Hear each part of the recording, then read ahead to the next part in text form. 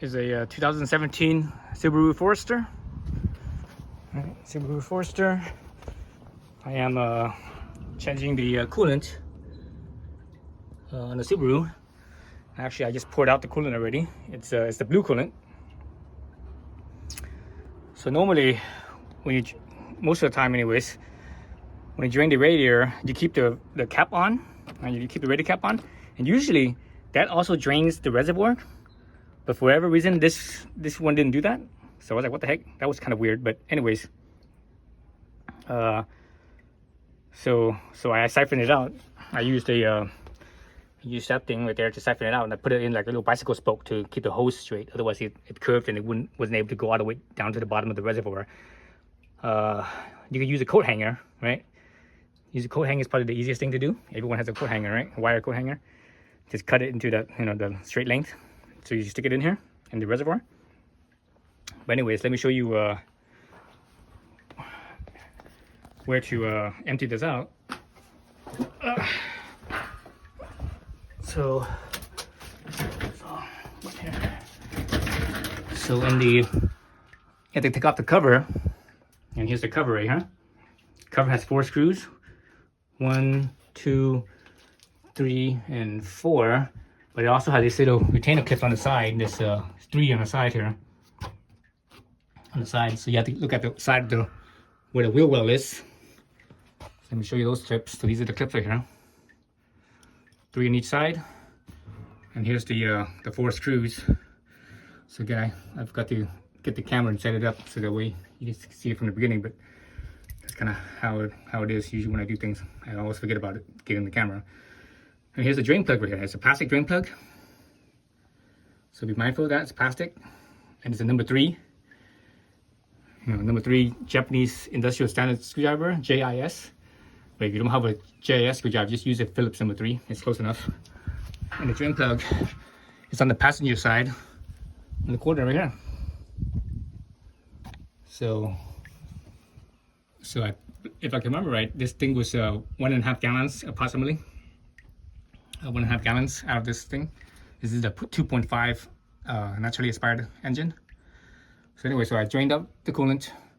What I'm gonna do now is I'm gonna plug it back up, and I'm gonna run some distilled water through. I'm gonna fill it with distilled water, run it through to rinse it out. After that, dump that out, then fill it up with new coolant, the new coolant here. So this is the blue coolant, Subaru blue coolant. So that's what you should use. Blue. You actually buy it at the store too. Like I actually saw some blue coolant at Walmart. Not from Prestone. No, Prestone, for some odd reason, doesn't make the blue color one. Their coolant, they say it's kind of, Prestone says their coolant is compatible with all coolants. But Peak, the brand Peak, P-E-A-K, they make a blue coolant as well, and I think it's the same thing.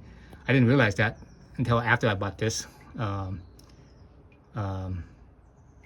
But anyways, you could get that because it's cheaper. This right here at the Subaru dealership was this coolant here was like $30 for a gallon, 50/50, and you need 1.5 gallons, so you need to buy 2 gallons. So that's $60 plus tax and everything. It was like $65, or over $65 actually.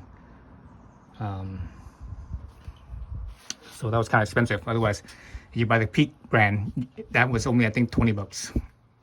So it would have been only $40. But anyways, yeah. So I'm gonna fill it up with distilled water. Run the engine until it's warmed up, and make sure you run the heater as well. Run the engine until it's warmed up first before you turn on the heater. Because if you turn on the heater before it gets warmed up, it takes forever to get warmed up. So let the engine warm up, then turn on the heater. And the purpose of turning on the heater is that it opens up the heater core, so that way the coolant in the heater core actually flushes out too. Because if you don't do that, the coolant in the heater core will stay closed, and that coolant would be old coolant, and you can't get the coolant out until you turn on the heater. All right, so I plugged up the coolant or the reservoir on the radiator, and I filled it with distilled water. You see it's all clear, so it's distilled water. So I'm gonna do is I'm gonna run the engine, turn it on, and burp it out. So there's oops, my keys.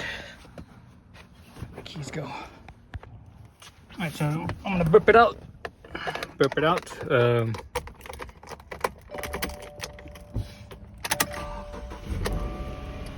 Make sure you turn on the heater. Actually, I should say turn off the heater.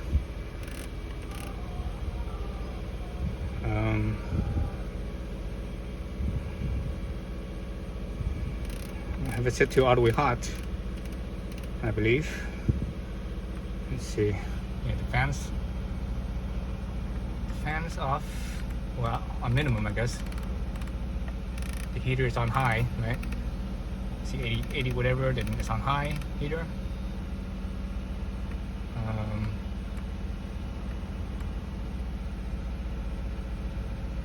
Yeah, so just wait until it warms up, so it cycles through. But what happened is that there's going to be air bubbles in the coolant system. So air bubbles will burp out. So you keep on topping this up, topping up the coolant, and you don't have to worry about plugging it because you're not driving anywhere, right? So do that. And then you notice the coolant here starts to like a little more bubbling, and it starts to expand out, overflowing. That means it's getting warm.